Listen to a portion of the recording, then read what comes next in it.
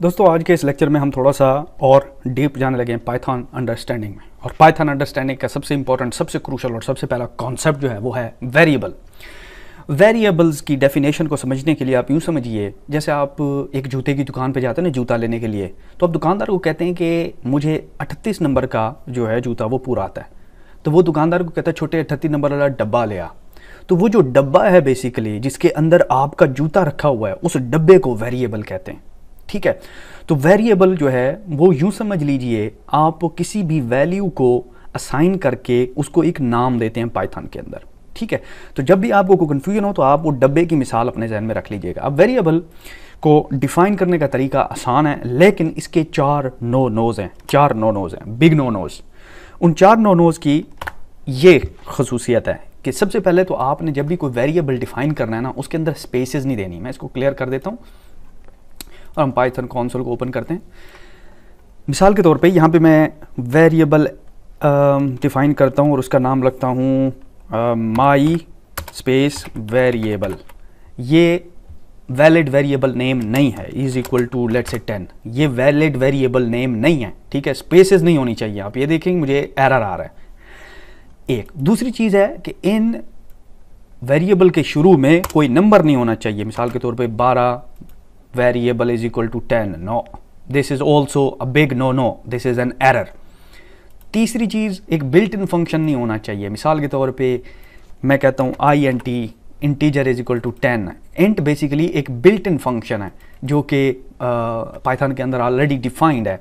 Luckily आपको ये याद रखने की ज़रूरत नहीं है। वो आपको जो एक अच्छा IDE है, जैसा कि हमने पिछले लेक्चर में डिफाइन किया था, IDE की खासियत यही होती है कि it helps us, supports us during the development of our software या प्रोग्राम। तो फिर वो हमें इंडिकेशन देगा। तीसरी जो चीज़ है ना, कोई स्पेशल करैक्टर नहीं होना चाहिए वेरिएबल में। मिसाल के तौर पर मैं कहता हूँ वार एट और ये देखिए, जैसे ये स्पेशल करैक्टर्स हैं। ठीक है, इस तरह की कोई चीज़ नहीं आनी चाहिए वेरिएबल की डेफिनेशन में। इसके अलावा बाकी आप कोई भी नाम रख सकती हैं। You are free to name anything. ठीक है, तो वेरिएबल को डिफाइन करने का तरीका आसान है, सिंपल। आप कोई स्ट्रिंग बयान कर सकते हैं। लिखें जी var _1 इज इक्वल टू 12। ठीक है, एक चीज़ आपने याद रखनी है दोस्तों कि वेरिएबल का जो नाम है ना, वो थोड़ा सा डिस्क्रिप्टिव रखना है। अक्सर जो है बिगिनर्स इस लिबर्टी का गलत इस्तेमाल करते हैं कि लिबर्टी ये है कि आप वेरिएबल का कोई भी नाम रख सकते हैं। तो वो बेसिकली प्रोग्राम में कोई भी नाम रख देते हैं और दे कीप ऑन रोलिंग। जब उनका कोड 100 लाइनों 200 लाइनों तक पहुंचता है तो वो फिर एक यूँ समझ लीजिए झुमकट्टा बन जाता है और कोई पता नहीं चल रहा होता कि कौन सा वेरिएबल किस चीज़ को रिप्रेजेंट कर रहा है। तो बेहतर यही है कि आप थोड़ा सा डिस्क्रिप्टिव नाम रखा करें। मिसाल के तौर पर ये अगर 12 आपके रिजल्ट से आ रहा है, जो कि आपने लेट्स से बायनोमियल सीरीज से हासिल किया है, तो आप लिखें वार बायो। ठीक है, तो ये जो रिजल्ट से आ रहा है ये वेरिएबल है बायनोमियल सीरीज से। मिसाल के तौर पे ये ऐसे बता रहा हूँ। हाउएवर, तो वेरिएबल को डिफाइन करने का तरीका बहुत ही आसान है। मैं कहता हूँ variable a is equal to 2, right.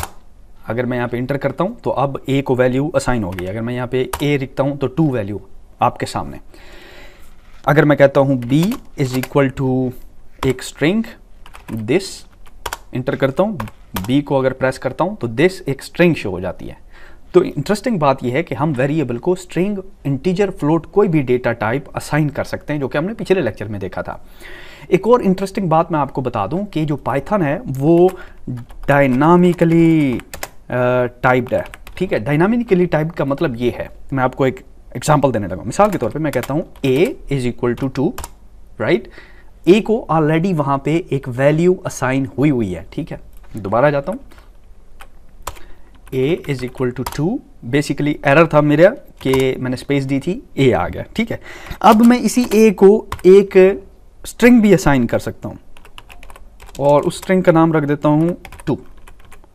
ठीक है, अब अगर a प्रेस करता हूं तो अब a को 2 असाइन हो गया। a प्रेस करता हूं तो a को 2 असाइन हो गया। अब एज अ बिगिनर आपको इस चीज़ का एहसास ना हो कि यार इसमें क्या कौन सी बड़ी बात है। ये आपकी फ्लेक्सिबिलिटी है पाइथन के अंदर।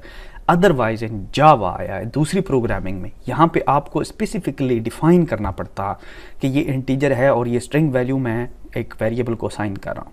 और इन केस अगर करते भी सही एक ही वेरिएबल को 2 वैल्यूज़, तो आपको यहाँ पे एरर आ गया होता अभी तक। अच्छा जी, अब नेक्स्ट कॉन्सेप्ट की तरफ चलते हैं। मिसाल के तौर पे यहाँ पे आपने देखा कि a हमारे पास अब 2 है। अब आप a को एक इंटीजर वैल्यू असाइन कर सकते हैं। हाउएवर, जैसा कि आपने देखा कि हमने पिछले लेक्चर में अरिथमेटिक ऑपरेशन किए थे, मैं अब 2 वेरिएबल क्रिएट करने लगा हूँ। मैं कहता हूँ b इज़ इक्वल टू 3, ठीक है, और मैं a प्लस b कर सकता हूँ और इसको एक c वेरिएबल को असाइन कर सकता हूँ, ठीक है। यहाँ पे स्पेस है इसलिए यहाँ पे एरर आएगा, जो कि गलती मैंने पहले की थी, और c को जब हम देखते हैं तो 5 उसमें स्टोर हो गया हुआ है, राइट। अब हम 2 बेसिकली क्या कर रहे थे, इंटीजर को ऐड कर रहे थे। सवाल ये है कि क्या हम 2 स्ट्रिंग्स को ऐड कर सकते हैं। मिसाल के तौर पे अगर मैं कहता हूँ d is equal to this, right, assign हो गया, e is equal to that, space मैंने खुद डाली है, अदरवाइज उसकी वजह आपको समझ आ जाएगी। f is equal to d plus e, right. Enter करते हैं, f को देखते हैं और दिस एंड दैट जो है वो दोनों ऐड हो गया हुआ है, राइट। हाउएवर हम ऐसा नहीं कर सकते कि 2 स्ट्रिंग, एक स्ट्रिंग और इंटीजर को आपस में ऐड कर दें। मिसाल के तौर पे मैं कहता हूँ g is equal to a जो कि इंटीजर है प्लस e जो कि एक स्ट्रिंग है। यहाँ पे देखिए, यहाँ पे हमें कंकैटिनेशन का एरर आएगा।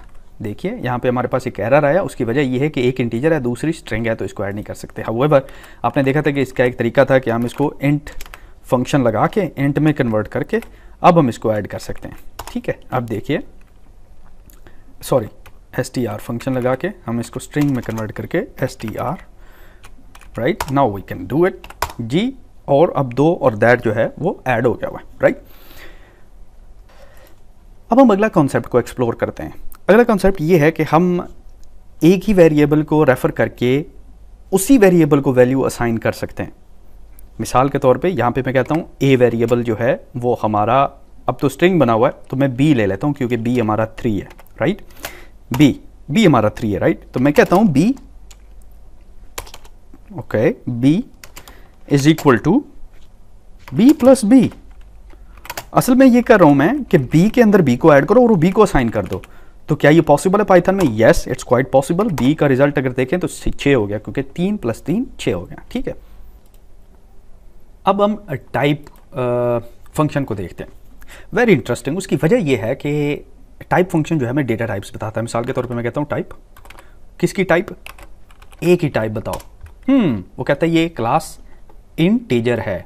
Good good good. अच्छा, एफ की टाइप बताओ।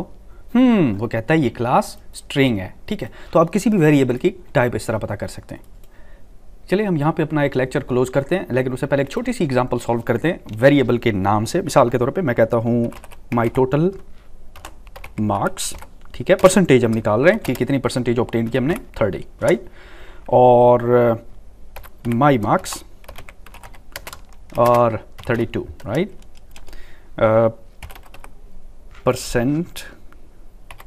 percentage is equal to, right, 32 divided by, sorry, percentage is equal to my marks divided by total underscore marks multiplied by 100, right, multiplied by 100. Enter, and we got an error. Total marks is not defined. TOTAL. Total mark. Okay, my mistake, guys. As we can see, I am terrible in percentage. तो हमारे पास 84% percentage आ रही है, right. चलिए यहाँ पे मैं lecture close करता हूँ। अगले लेक्चर में हम स्ट्रिंग्स की बात करेंगे।